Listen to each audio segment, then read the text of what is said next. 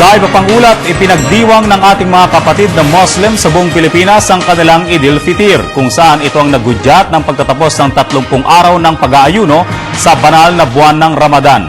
Ginanap kaninang umaga ang Idil Fitir prayer sa Quezon City Hall Quadrangle sa pangunguna ni Alim Said Ahmad Bashir, ang chairman ng Imam Council of the Philippines. Kaugnay nito, nagpadala rin ng pagbati si Pangulong Aquino sa pamamagitan ng National Commission on Muslim Filipinos para sa lahat ng mga Muslim sa pagdiriwang ng Idil Fitir. Binigyang din ng Pangulo ang mga kontribusyon ng ating mga kapatid na Muslim sa pananatili ng kapayapaan, lalo na sa katimugan ng Mindanao. Talinsabay nito, nagpasalamat din sa gobyerno si Secretary Mehol sa dain ng National Commission on Muslim Filipinos dahil sa pagkilala sa Idil Fitir o Hari Raya Puwasa bilang isang national holiday.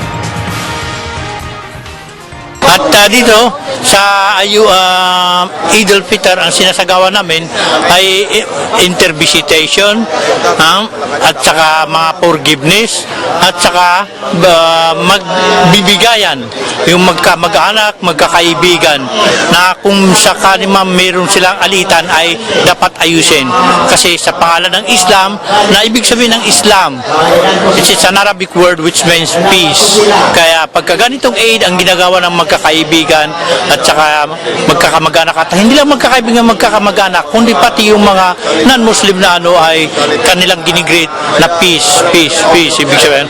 O kaya kung kullu sana wa anta tayyib, which means ibig sabihin ng kullu sana wa anta tayyib, kaya Eid Mubarak ay you're happy all the years. Ito yung isa sa pinakamahalagang araw sa buhay ng Muslim, sapagkat ito po ay nakaraos kami ng isang buwan na pagtitiis, ang pagkontrol sa sarili, ang disiplina, at ito rin po ang araw na pagkakabatian na magkakagalit.